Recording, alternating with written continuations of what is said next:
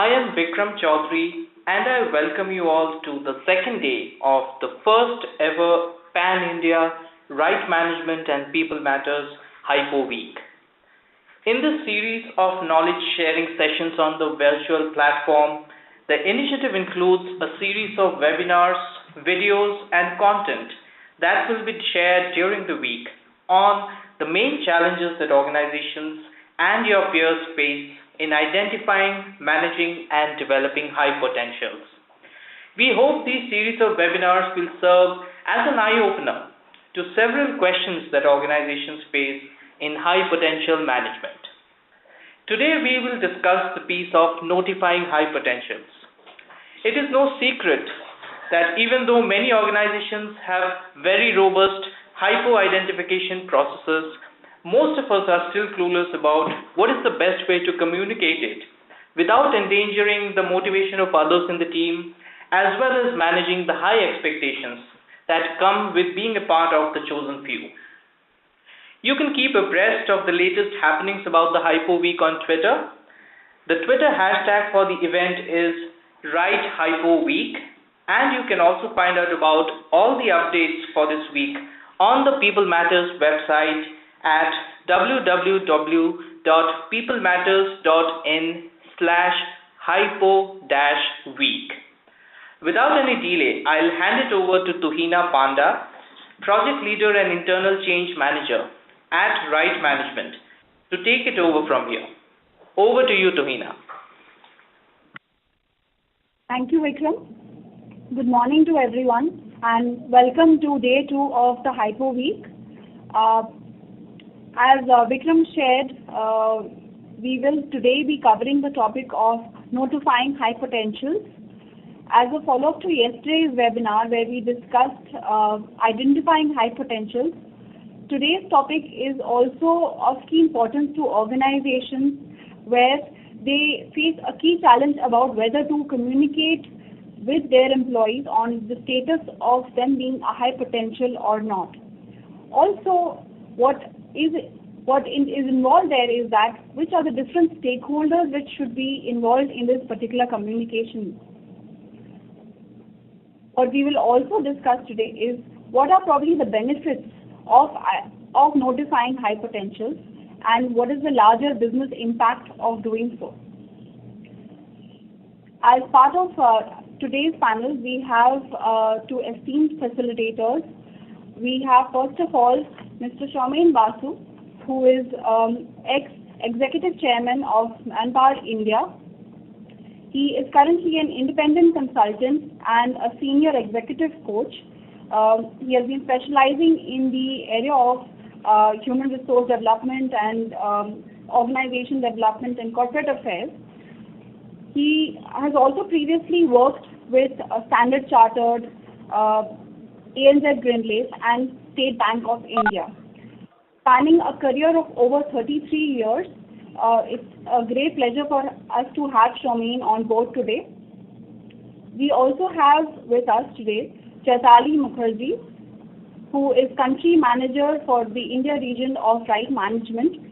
Chaitali is a strategy and talent management expert, specializing in the area also of talent assessment, where she also holds joint responsibility of heading the India region as practice leader for the Talent Assessment Center of Excellence. Chaitali has, over the past few years of her career, specialized particularly in areas like business and corporate strategy, individual team organization assessment, HR strategy, org design, and change management. Chaitali has previously also worked with IBM Global Services in the strategy and change team for India, where she has led large-scale assignments on technology-driven transformation and change.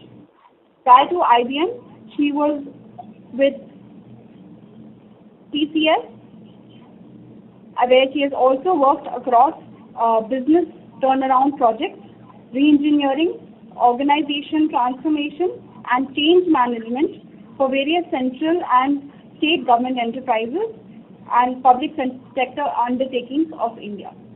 With this, I'd like to welcome Chaitali and Shomin to please take over. We will have a short Q&A session at the end of the presentation where all your questions which you will be writing into us, we'll try our best to answer them. So over to you, Chaitali. Thank you, Tuhina.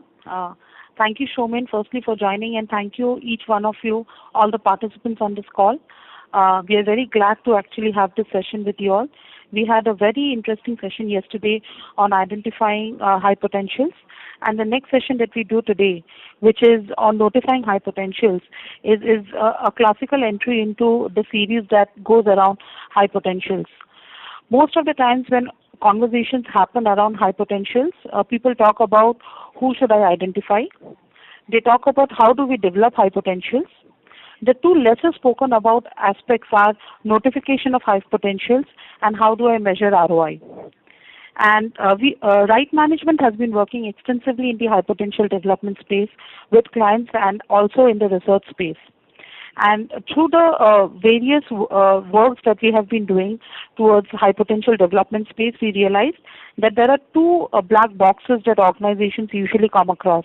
One on whether to notify high potentials or not, and the other one being measuring the ROI on high potential programs.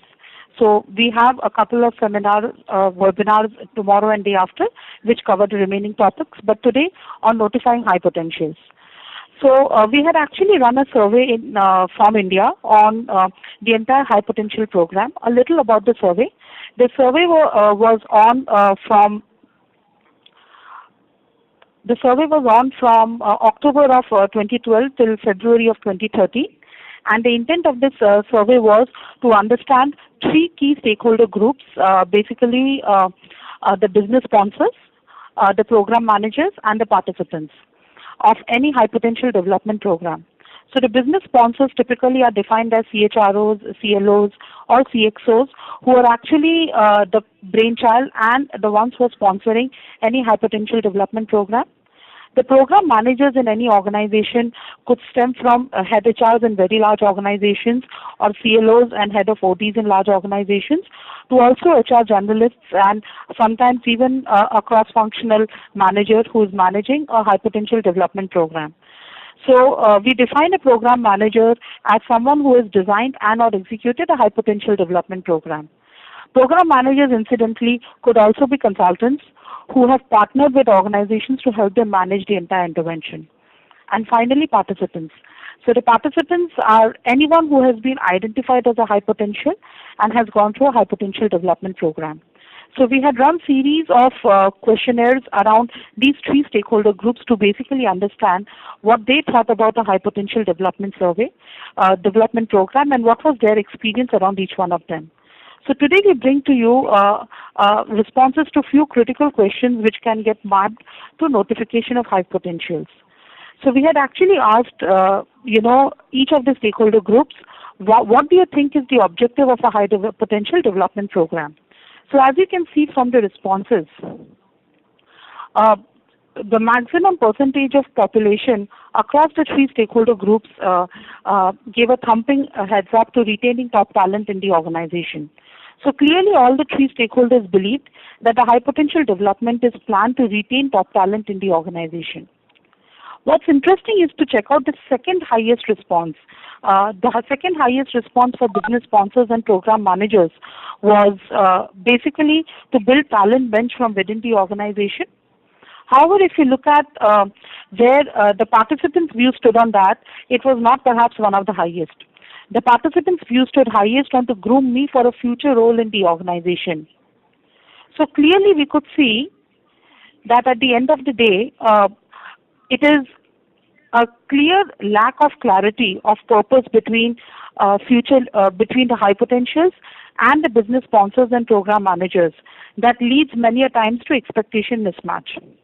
So clearly, as we see on this particular slide, the business sponsors and the program managers were very clear that they look at it as retaining top talent as well as building a talent bench from within the organization. However, when we actually started looking at what the participants were looking for too, it came to grooming them for a future role in the organization after retention. So clearly, when we actually look at their expectations, it is kind of a mismatch between what they are wanting and what the others are wanting. The second question that we had tried to ask was, are the high potentials retained? So typically when we had ran this survey, we had asked to the high potential participants the number of years they had spent in the organization before being nominated for the high potential program. And you can clearly see they had spent around 2 to 5 years.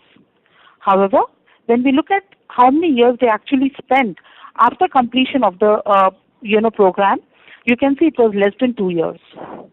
Now, this is a very interesting, at the same time alarming data that could really get us off our seats. So what is it if everybody believes that retention of top talent is the number one reason, but at the same time, after going through a high potential development program, they choose to quit in less than 2 years? So when I correlate the data from the two slides, and of course there was a lot of other data that helped us draw this inference, it was clear lack of clarity of purpose. So why am I entering the program versus why am I being sent to this program is something that came in the way of deciding whether, I'm absolutely happy with it or not. The next question that we had tried to ask was, what are the key objectives achieved by participants post the completion of the program?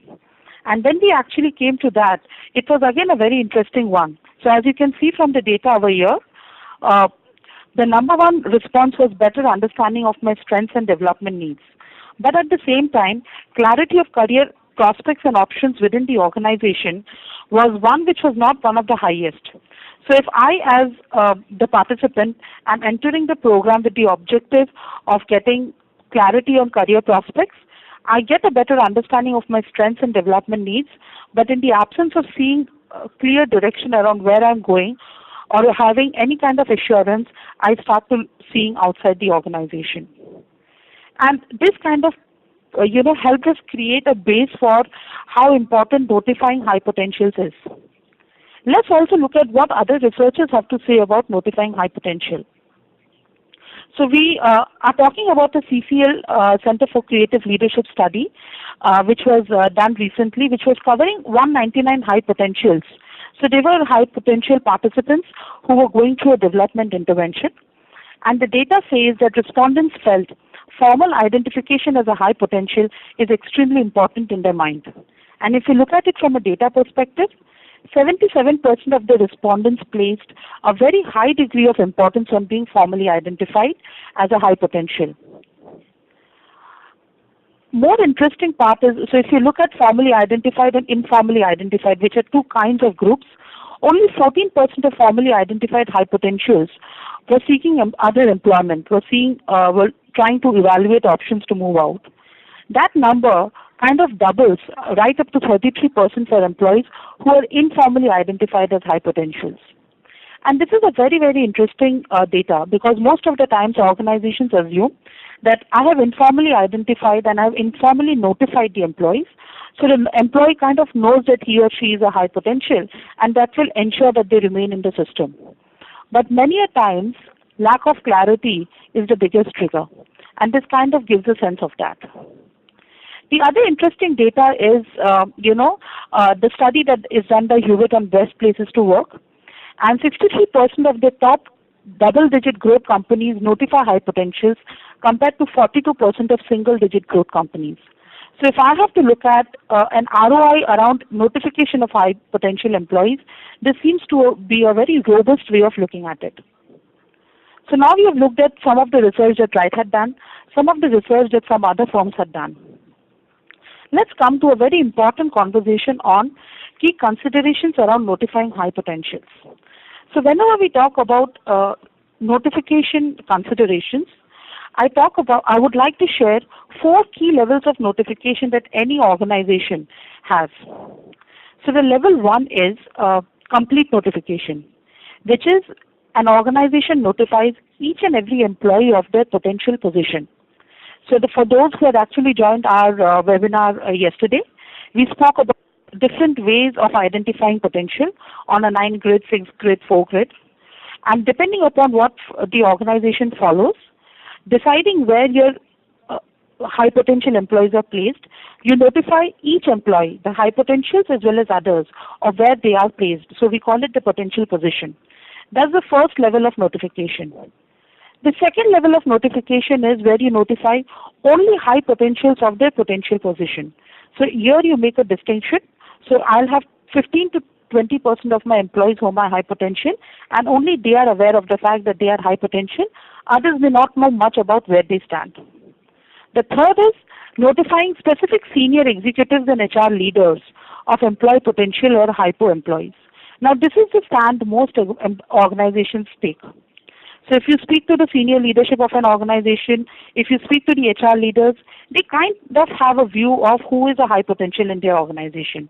But if you ask the employees, they may or may not know. And finally, the fourth category of notification is where you notify the managers of the potential position.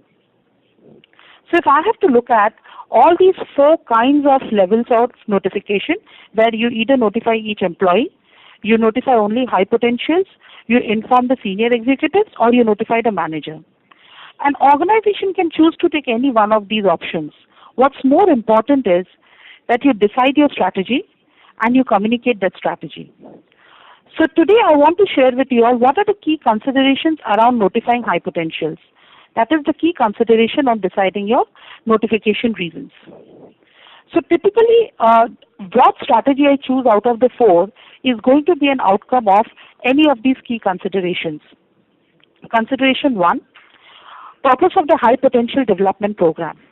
Many a times organizations are not clear about the purpose of the high potential development program. What do I mean by this? There are multiple stakeholder groups who are involved when you look at a high potential development program.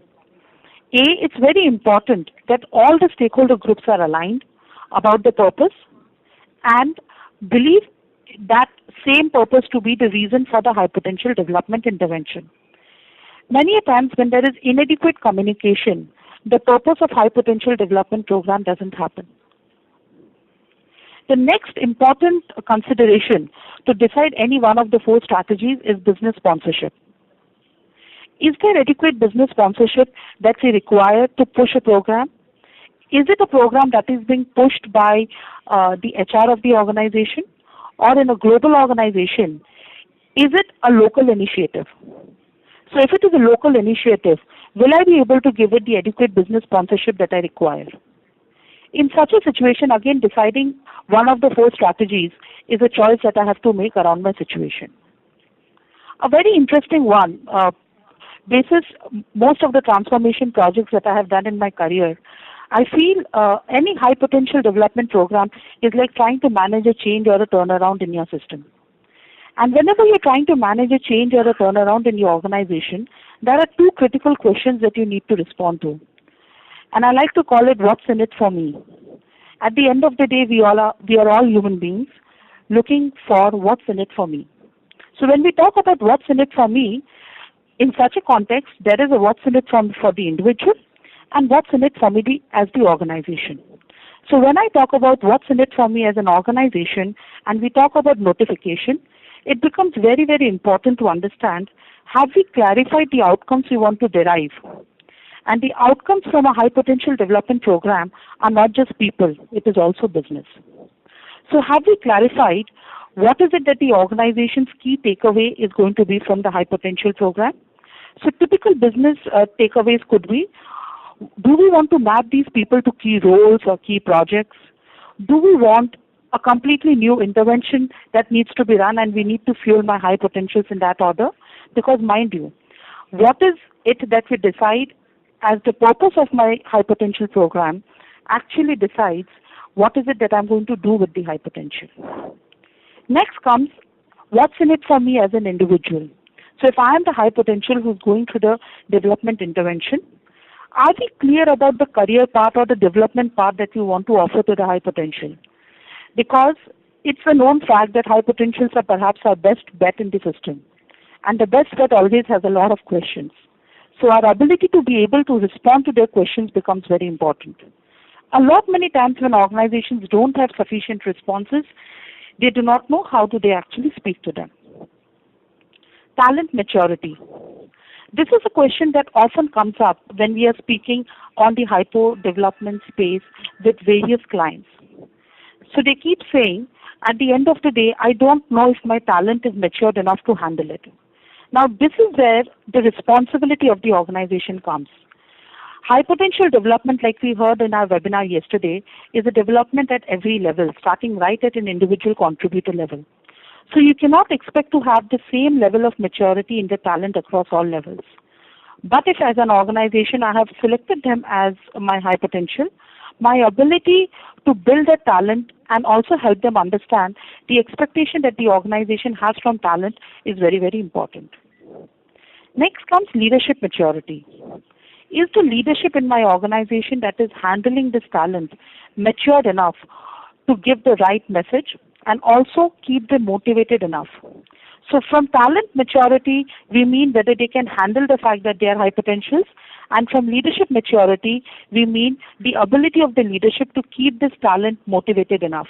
Because if I am the high potential and I know I am the high potential, I always expect a little extra.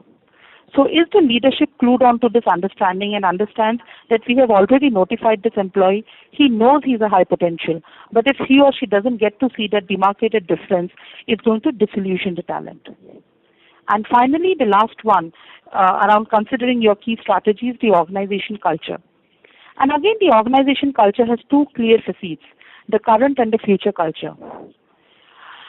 The current culture is around what is there in my organization today. When I look at the current culture in my organization, many a times as an organization I start thinking, maybe this is something that I really don't think is the right time for me to notify high potentials. An important question at that stage is this the culture you want to continue in your system? And if it is not, then it's very important for us to understand for the future culture that I'm trying to build versus the current culture that I have, will a notification of my high potentials help? And what is the expectation and commitment I want to build from my high potentials? Whenever there is a culture change which also has a business impact, your high potentials become all the more important. And hence, your strategy around high potentials and hence whether you notified him or not becomes very important. So simply put, I would like to say around the 4 key strategies that I shared before coming on to the slides, these factors decide what out of the 4 strategies you will pick up. So are we saying notification of employees is the only way to be? We are not. What we are trying to say is every organization's reality is different. Whilst there is a lot of data that says that notification gives better ROI, but there isn't a one size that fits all. There are 4 options around what you would want to do from a notification perspective, and every organization will have to measure its status vis-a-vis some of these key considerations. Now let's look at some of the advantages of notification. So some of the advantages very, very clearly are clarity of purpose for the employee resulting in greater retention of top talent. So if you have already told, so if you take 2 groups of employees, one group is absolutely aware that they are high potentials, and then there is the other group which assumes because of the signals that it gets from the organization. Because even in places where we have not notified, the organization does try to give a signal to those people, right? We give them better opportunities, we try to give them responsibilities. But the moment the group which knows that they are high potential, it is much easier to have clear career conversations and growth conversations on the pretext of top talent. Absolutely greater ability to develop high potentials because with clear expectations that can be set. So once we have told them they are high potentials, you can set clear expectations. You're able to measure results better because now you're able to tell them what you're doing and why you're doing. It's easier to implement development interventions because the moment you have notified them, you're able to hold them accountable. Also, you're able to hold the managers accountable and the sponsors accountable. The conversation around career movement and job assignments becomes that much easier. And finally, on an overall phase, it's much greater accountability for the high potentials because you're able to set the right balance between what you give to the high potentials and what we expect from the high potentials. And finally, some of the challenges that we need to keep in mind.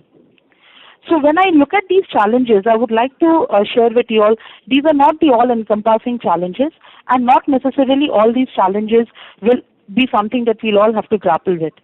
It's about being aware of these challenges and finding a way out, because not necessarily all of these challenges will reflect your high potentials.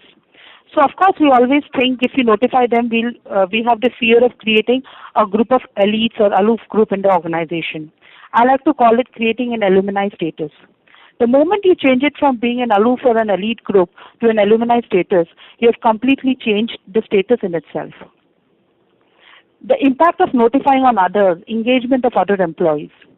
I would like to view it as if I have notified 20 people and it is not a permanent position, I have a lot more people who want to become part of that group, who would also want to become part of that alumni. Career advancement concerns of other employees. Of course, others will start thinking, what about me? So the response could be, when do you want to get to become a part of the high potential group? A very important one, which often crosses the minds of the HR fraternity, is managing expectations of high potential who have already been notified in wake of changing business needs. Suppose the roles get redundant. In an organization setup, if I have developed my high potential for a role and suddenly the role gets redundant, I always have one common statement to make on that. A, you never develop people or hire people also for a role. You hire and develop them for an organization. And B, no high potential position is a permanent position. If the business status has changed, the challenges will change, and hence the expectations will also change. And hence the communication that I do with my high potentials is very important. Of course, the challenge of bias playing a role in the selection, or at least a perception of bias, which is something we will need to deal with and we'll need to clarify only through good, well-planned communication all through the process. Another question that we hear is, okay, he is a HiPo, but he's yet not there. But the moment he or she comes to know, the person will become difficult to coach and give feedback. Now, which is where I think making 2 to 3 things very clear. Number one, you are a high potential today, but that does not mean you have all that it takes to become an XYZ position holder. Secondly, there are certain development needs that you have right at the start. And number 3, you need to develop constantly to be part of this pool. A very interesting challenge that we have seen organizations put on the table is the moment employees are identified as high potential, their managers or the function has become very uncomfortable because they feel these people will now be in high demand in the system. And I would say perhaps developing high potentials and moving them across the system is one of the best ways of breaking functional silos. And hence, even if I look at these challenges, I really think they're actually, should I say, blessings in disguise. If we are able to think what we want to do around them, we'll have a much better solution in place. At this, I would like to invite Shomen to share some of the experience that he has had across the organizations, and most importantly, as a coach. Shomen has been coaching very senior level people who have been high potentials all their career literally. So Shomen, over to you to share some of your experience. Thank you very much, Chaitali. I think we have heard and seen what research indicates in this area of notifying high potentials, and also been given in Chaitali's session of the webinar some very, very relevant insights. I think in my session I'd like to rather look at what has been my experience on the ground, as it were. And we'll move on to the next slide for that.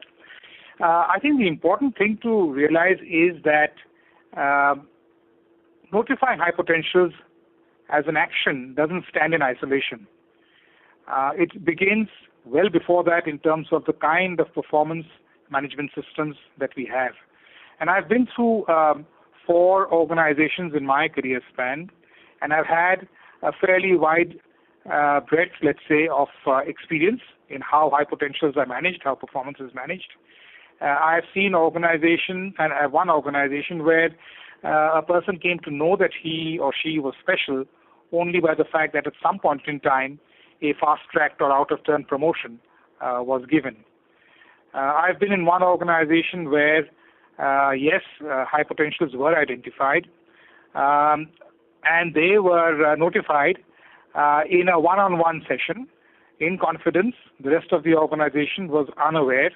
The rest of the organization was uncertain about where they stood, which led to a lot of uncertainty and led to a lot of, to put it mildly, unnecessary conversations and gossip, in fact. I've also been in an organization where I saw over a period of time, as the organization grew, the fact of identifying and managing high potentials and having a talent bench became a very, very key factor, not only for HR, but for every senior line manager. It was preceded by having a more robust performance management system, where as you went up the ladder, as it were, in terms of seniority, the focus on behaviors, the focus on alignment with the organizational values only increased. Having said that, once high potentials were notified, even after coming through a reasonably transparent process, expectations had to be set and expectations had to be managed. And the organization I'm talking about, I saw them do it in a way that was reasonably transparent and reasonably fair, as it were. So, coming back to the point I was making, in terms of key systems, getting information from tools like the 360-degree feedback, having robust processes behind simply identifying and notifying high potential, such as career and succession planning, and ultimately having development plans for the people in this group is, as all of these are of critical importance. Last but not least is the importance of communication. How do we identify them? How do we notify them? There will always be a section of people who will feel, why am I not in that list? They will come to senior management and they will ask the questions. They will indeed demand to know. And if our process is transparent, then the communication becomes that much more easy and that much more effective. And one last bit that one needs to be aware of is that when setting expectations for this group of high potentials, my experience indicates that indicating to them upfront that, you're here and you're here for a balance of your performance as well as on the kind of behaviors that you've shown, your alignment with the organizational values, but the list is not static. You're not there on a permanent basis. You're not there in perpetuity. The list of high potentials will be dynamic, and there will be the chance that unless your own development moves the way it should be moving, then it could be that you will fall off the list, or for that matter, those who are not on the list on day one have a chance, provided they show the talent and they show the performance and they are identified as having potential, to also move into this list. Moving on to the next slide on industry experience. Again, the reactions of people who are identified are driven by personality traits, driven by their own attitudes, their own behaviors, which is why I preceded my comment by saying that having a strong stress on behaviors and on alignment to organizational values is critical towards identification of high potentials. From a coaching perspective, though, I would say this much, that I've coached a number of people, yes, across many organizations, and I've had, starting at the top, I've had people who've been highly motivated by the fact that they've been identified. They want to understand what are the areas of development. They want to understand their strengths so that they can leverage off it, and they want to move to the next level, as it were. At the other end of the spectrum, I've had at least one instance I can talk about where identifying somebody as a high potential and as the number one front runner for his boss's job actually made him very scared. And he said that, I don't think I'm there yet. He was very frank and open about it in the coaching program. He didn't even want to be considered as the front runner till he went through certain steps on his own development. Now, that can be another reaction, as it were, from people. However, there are those who have succeeded in terms of the results, in terms of their numbers, and as a result of which they've been identified as high potential. And there can be a feeling in some coachees that if I've come this far and I'm now on the high potential list, why is there a need for change and why do I need to change? I think it's up to the organization, line managers, and also certainly the coach to shift the focus away from numbers towards behaviors, alignment, their personal development, and a focus on strategy, both for their own business and also for the organization. And it is in this light that in terms of identifying high potentials, the key step is to see where the areas of development are, where is the area that they have strengths and therefore they can leverage off it, and based on these, setting and agreeing the most appropriate coaching goals. We often, set goals and then move on to doing other things in the coaching program. Yes, that's acceptable. It has to be elastic. It has to be accommodative. But the fact is the key goals are actually aimed at the person's development to the next step. High potential is only a first measure that you take, and getting to know that is important from a coaching perspective because it most often, in my experience, increases the motivation of the people concerned. It's a good trigger. It then generally tends to lead to a willingness to change, to develop, and to grow, and to take the next step. But as I said earlier, it has to be backed up by very robust internal systems. Moving on to slide 20, the question really here to address is that can there be a process or should there be a process that can be followed to notify high potentials? I think Chaitali put it very well when she said that organizations are different. One shoe does not fit all. But the fact is that in the key considerations, there are certain important aspects that were highlighted. One is looking at, what is the purpose of the whole program, looking at what the expectations are from both sides, looking at the level of business sponsorship that is there. And based on these, I think that on balance, I would say that, first of all, notifying high potentials has more benefits than not doing so. And the first part of the process really is not the notification. And I would repeat, the first part of the process goes one step before, which is to have a performance management system that as you go up the ladder, in fact, one organization that I talked about where I felt that they had, in my view, come close to getting it more positive and almost in the right direction, was the one where as you went up, the emphasis on your performance rating at the end of the year had a balance between behaviors, following of values, and achievement of business metrics. And in the senior most positions, it was 50-50. So I think there was a lesson to be learned from there. Having done all that and coming to a stage of communicating, yes, the first step is a one-on-one communication. There can be also a second level, which is by public recognition.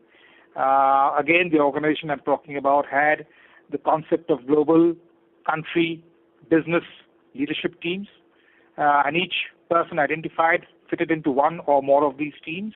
And the reason why he or she was not in one particular team or the other was transparently explained. It is also explained to those who are not in the teams in terms of what they had to do to get there. And then this has to be followed up through, I've just used the term development programs, but it's a whole gamut of things that an organization needs to do to ensure that once the high potential has been identified, this is backed up by a process whereby the areas of development are closely monitored and addressed. Opportunities are given for simple things like cross-functional or cross-geography assignments, challenging assignments, special projects. The whole process is one of, communicating more and more that, you are special, but there are certain things you have to do to continue to remain special. And it all fits into the whole gamut of expectations because once identified doesn't mean you're there in perpetuity. What are you expected to do? How are you expected to grow? How are you expected to develop and lead? And a lot of this can be addressed through a concept of coaching and mentoring within the organization. I've personally seen the benefits of it. I've been somebody who's been coached and in turn mentored others in the organization, most of whom were a part of the high potential team. And I see organizations now from the outside, and I find that there is a lot more willingness in the part of people who are in the high potential group, who are willing to progress further towards opening up in front of independent people who are not necessarily their bosses, and to communicate what are the expectations they have from their situation in the organization. Last but not least, communication doesn't end with simply telling the high potential person that you are in the list. It's a process of ongoing communication. It's a two-way communication process. Feedback has to be continuously and constantly taken. Feedback has to be given, not just at the time of the annual appraisal, but on an ongoing basis. and that's what will make a success of this. So, in a summation, in a nutshell, my experience indicates that there are more advantages to notifying, most certainly, than there are to not notifying. It has to be backed up by a very robust performance management system and followed after notification by a very robust development plan for such individuals. It's important to communicate and set expectations and to understand their expectations, that the list is not in perpetuity or permanent, and ongoing constant communication on a two-way basis is what will make for success of any such initiative. Thank you very much. I'll hand it back to Hina and Chaitali now. Thank you very much, Shaumen, for sharing your experience. We will now move on to the Q&A section. Some of you have written to us with your questions, and we'll try to address as many as we can. To start off with, the first question: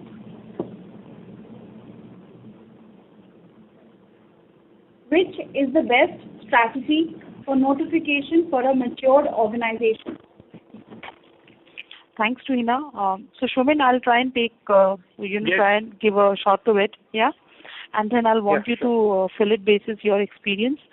So, like I just mentioned, there are 4 strategies that organizations try and capture when it comes to notifying employees, and it all depends upon where they stand. Since we are talking about the best strategy for a matured organization, now, matured, the definition of matured can have multiple connotations, but I will go by the definition of matured being leadership maturity is intact, talent maturity is intact. We are clear about what we are wanting to derive from the high potential process, and we are also very clear about the career options that we can give to our talent. And in such a situation, I will say go ahead and notify your high potential employees. And not just high potential employees, go with the strategy 1 that I shared out of the 4. Let your employees know where they stand on their potential position. And clarify it is not a permanent position.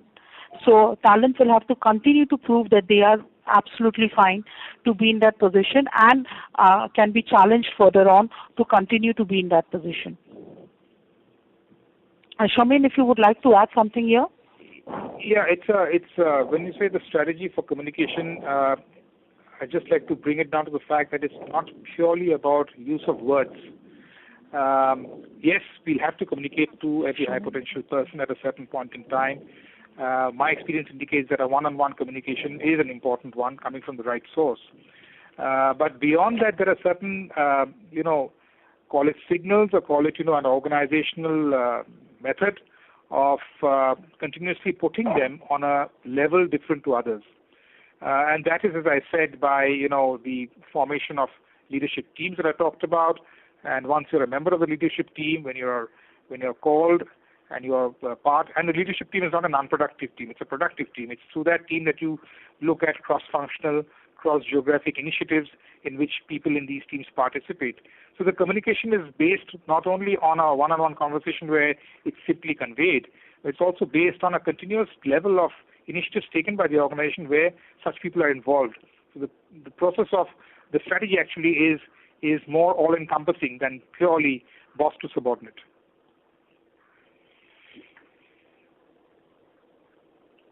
Thank you, Shaumen. The next question is, there will always be people who just miss to be identified as a HiPo. Does telling them areas of improvement on how to be a high potential help? If it is what we need to take care of. Thanks, Rina. In fact, I see another question which is pretty much on similar lines, which is while we are notifying our high potential executives, how to motivate those who are good performers and can be developed into high potential individuals. So both of them are pretty much on similar lines, and we'll try and respond to them.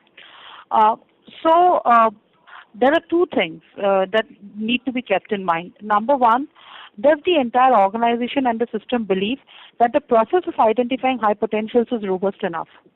Because the moment that robustness has been proved in the organization, there is enough commitment in the system for people to accept the high potentials as high potentials, and for the balance of the talent, they will look at whatever feedback is being given to them positively. Secondly, as a process, have we always followed to ensure that the high potential position is not a permanent position? That will also ensure that people have that belief that we all need to continue to work and we need to get into the required parameters of the organization to develop high potential individuals. And if some of these aspects have been proven and taken care of in the organization, a one-on-one feedback like Shomen mentioned to the employees who have been high performers and who can be in the high potential space can absolutely should be given on a one-on-one basis. So the other question that we have is, it's a very interesting one. Somebody has asked that should there be a certain percentage of repeat HiPos every year to ensure full development as 12 months in a short time to develop HiPos and have complete new list each year. Now that's a very interesting question to ask. Firstly, if we have identified, so different organizations follow a different process. So it does, a lot of organizations that we have worked with, and you will get to see one of the examples in tomorrow webinar, we do not, they do not follow a 12 months development plan. But that does not mean that the high potential identified for year one, while on their journey of development, you cannot have an additional list. It depends on the organization's need. Like I started off by saying, why is the organization developing high potentials? Are they very clear? Are they trying to do it around a specific need, or it's for a talent bench? If it is for a talent bench or if it is for certain roles, the organization will clarify on the basis of that what is the duration for which they want to run the high potential development program. So normally we have seen anything between 12 to 18 months is a good time.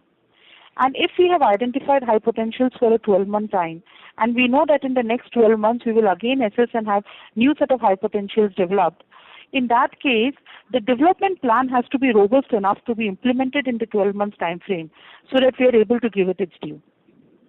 So once we have identified and we have notified that it is true only for 12 months, what we expect out of the high potentials in those 12 months has to be very clearly articulated, and that also has to be implemented. Shomen, any example on this if you would like to share around the 12 months programs that you would have seen? Yeah, I think depending on the level we are talking about, I think the 12-month period, in my view, my experience shows that it needs to be a bit elastic. Number one, and number two is when we start to identify high potentials, I think it's as an add-on to the response to this question, I would hesitate to subscribe to having a target like we must have 5% of our people as high potentials. I think it's more important to have a robust, transparent system that shows up the high potentials in such a way that the rest of the organization doesn't become completely demotivated, and the true people are in that list, be it 1%, 2%, or 3% to begin with.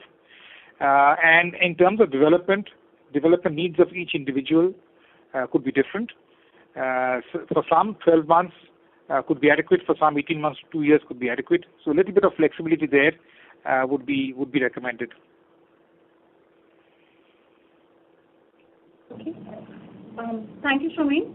So next question that we have, pretty interesting one. Are there any special programs for high potential women? Really interesting. Thanks, Trina. Now, this is a question that I would love to respond to. Special interventions for high potential women. The answer is, so I look at the question in two ways. One is, should we have one? And the second is, do we have any in any organizations? So do we have high potential programs for women? Yes, there are organizations which are pretty much clued on to developing high potential women, and they actually have very robust programs around women as high potentials.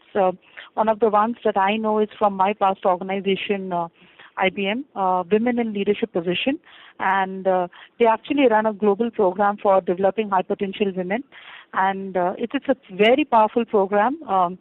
I have had the opportunity of being part of that program and seeing the effort that they actually put in getting women at good positions, and also putting all the energies that are required to look at their interests. A very interesting feature about organizations talking about women in high potential position is something that we are hearing in a lot of organizations.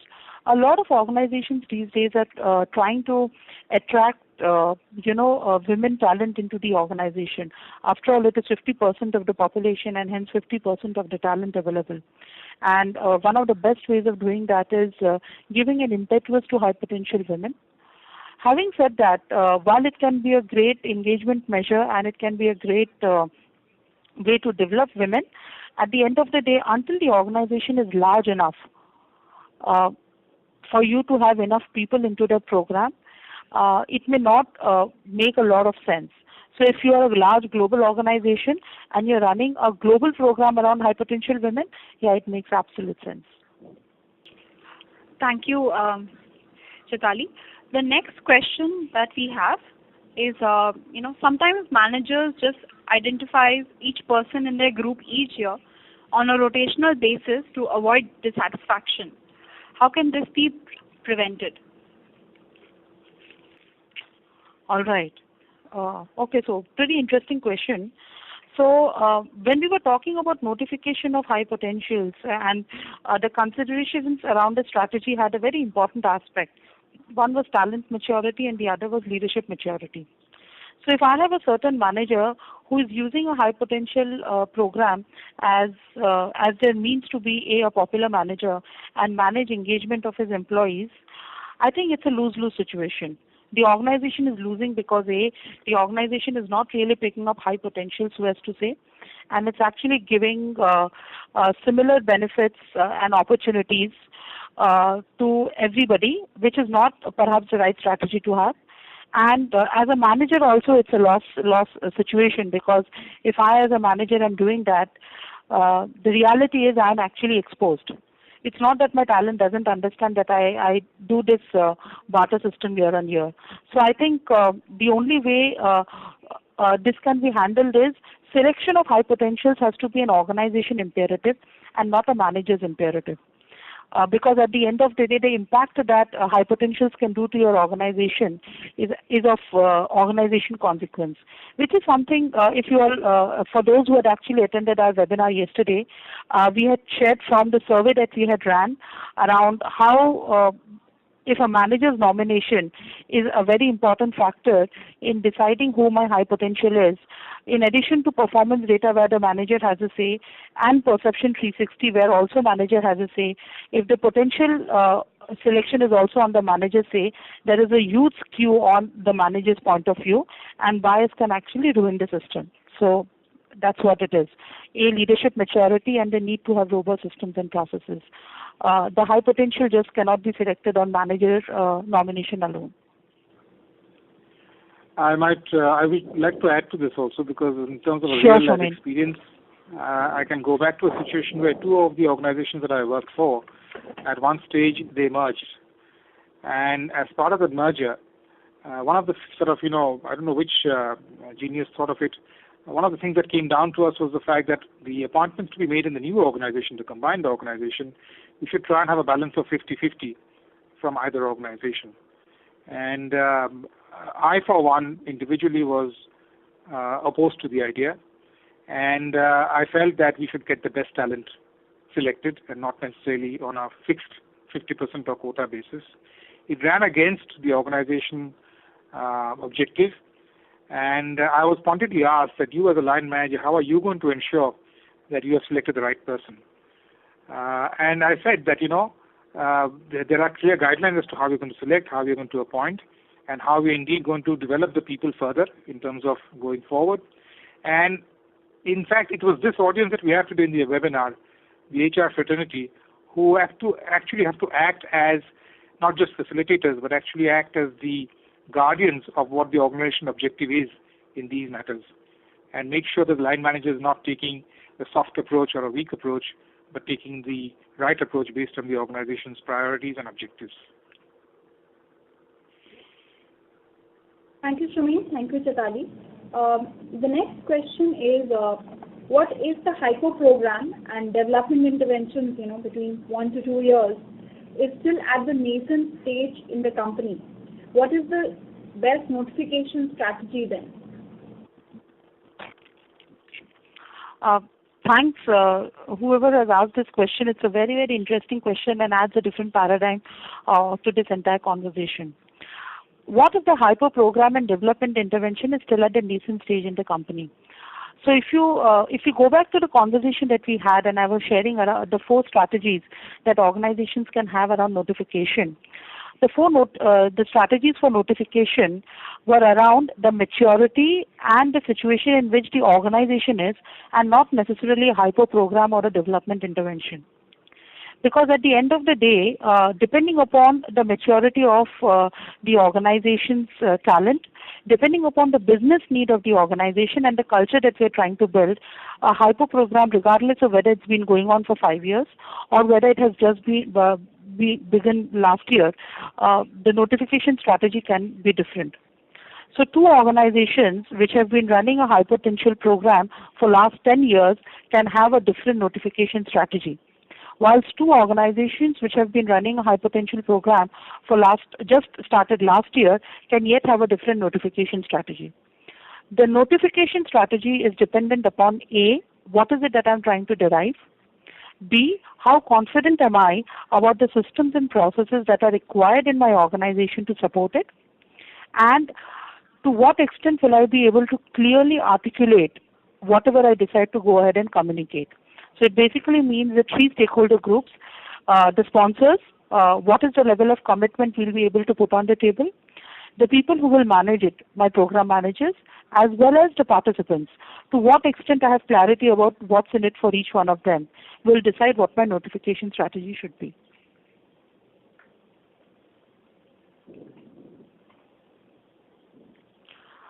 All right. So with this, we will go with the last question of the day, and it's a very, very interesting question. And the question is, if the organization is growing, we might need more and more positions in the next level.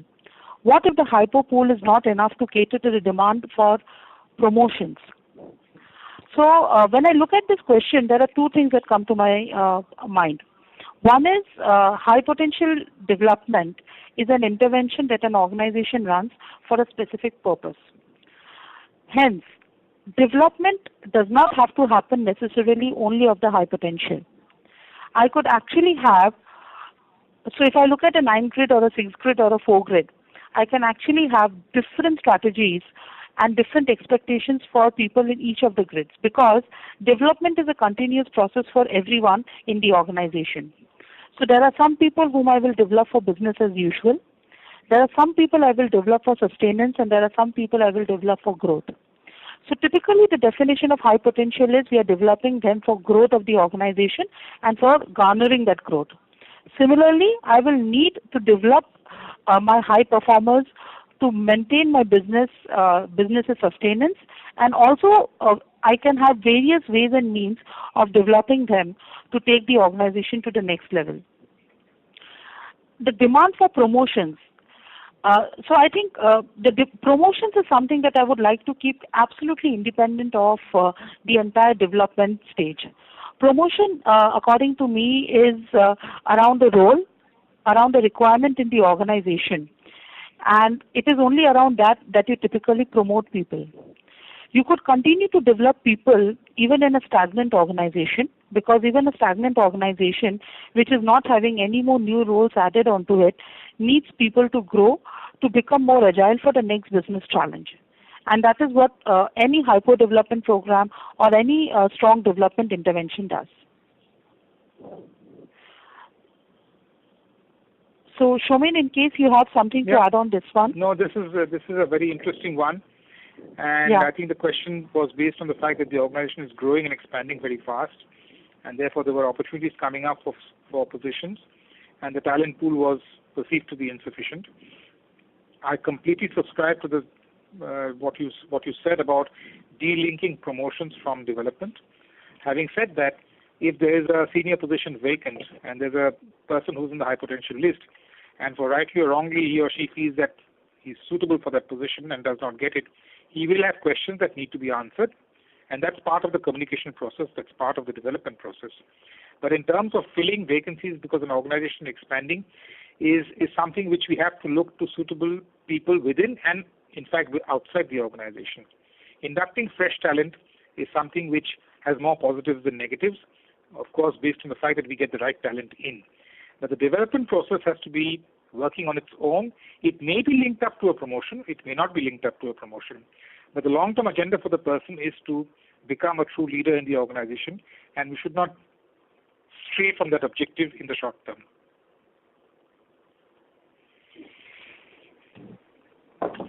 Thank you, Shomin, for answering that question.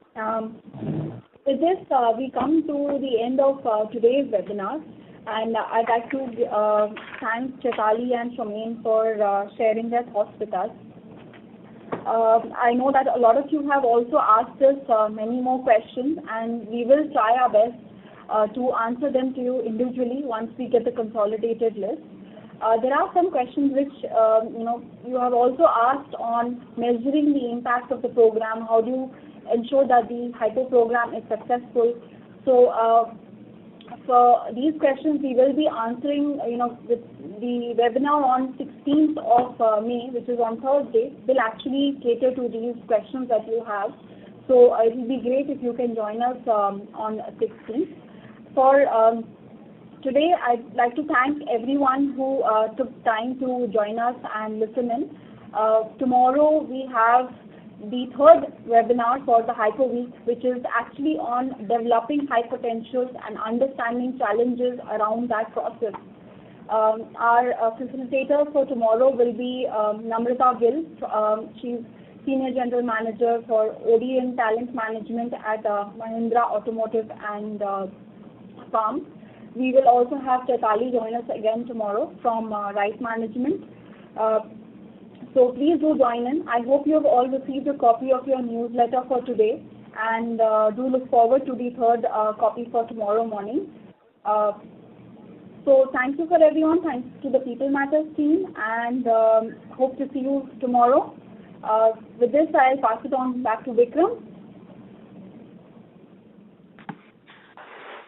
Thank you for everyone for joining in this webinar, and I hope to see you all tomorrow to discuss the very interesting and exciting topic of how organizations develop high potentials and what are the challenges associated with them. So I hope to see you all tomorrow. Thank you, everyone.